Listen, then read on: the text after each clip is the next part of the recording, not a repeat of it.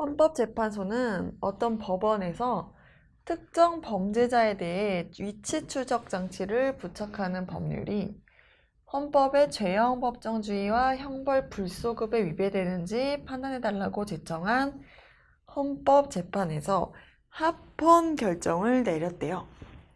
이게 무슨 말이냐면은 특정 범죄자, 이를테면 사람을 죽였다거나 강간했다거나 하는 강력 범죄에 대해서는 이제 범죄자의 신체에다가 어떤 장치를 부착하도록 한 거예요.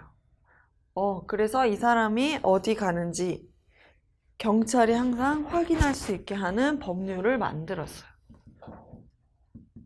그런데 이 문제는 사람에게 어떤 형벌을 가하려면은 이 법률을 만들기 이전에 범행한 사람에게까지 적용을 하면 그거는 형벌을 소급하는 게 되는데 이렇게 소급하는 건 안 되게 돼 있어요. 원래 헌법에서.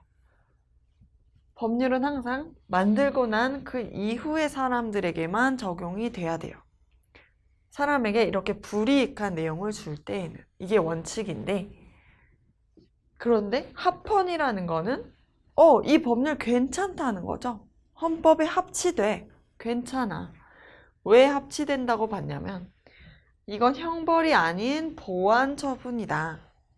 얘를 벌 주는 게 아니라 우리 사회를 좀 더 안전하게 하기 위한 거에 불과하다라고 한 거죠.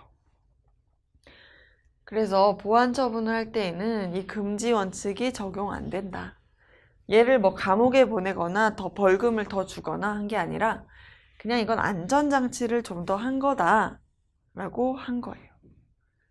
그래서 결론을 보면 1번 위헌심사형 헌법소원이다.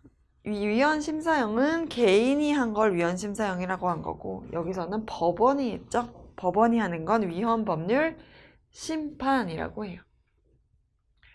2번 재판 결과에 불복할 경우 대법원에 상고할 수 있다. 안 돼요. 헌재에서 대법원, 대법원에서 헌재, 이런 식으로는 왔다 갔다 할 수 없어요. 3번 재판관 9명이 있었을 경우 5명 이하가 위헌이라고 했을 것이다. 맞는 말이죠. 이게 위헌이 되려면 헌법에 위반돼 라는 위헌 결정을 하려면 6명이 찬성을 해야 돼요. 근데 만약에 6명이 찬성했다면 위헌이 됐을 텐데 지금 위헌이 안 됐죠. 합헌이 됐죠. 그러니까 이게 위헌이라고 한 사람은 최대 지금 5명 이하일 거다 라는 추론을 할 수가 있어요.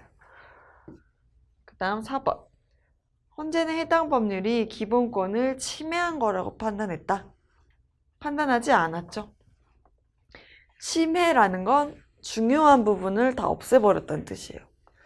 기본권이 침해되면 침해하는 건 더 이상 존재하면 안 돼요. 그런데 이 법률이 기본권을 침해한 게 아니라고 본 거죠. 이 사람의 기본권을 좀 제한했을지언정, 자유롭게 살 권리를 제한했을지언정, 이거는 우리 사회의 큰 안전이라는 공익 달성을 위해 적절해. 괜찮아. 해도 돼. 계속하자. 이렇게 한 거예요. 그래서 침해한 것이라고 판단한 것이 아니죠. 침해하지 않았다고 판단한 거죠. 그 다음에 5번 공권력의 행사 또는 불행사로 인해 국민의 기본권이 침해한 경우에 이루어지는 재판이다. 이런 경우에도 헌법재판을 하긴 하지만 이거는 이 법률 자체가 문제돼서 법원에서 청구한 거라서 이럴 때는 위헌법률 심판이라는 용어를 써요. 그래서 이거 공권력의 행사, 불행사의 권리구제형 헌법소원과는 좀 다른 거예요. 그렇게 해서 옳은 걸 고르면 정답은 3번이 되겠네요.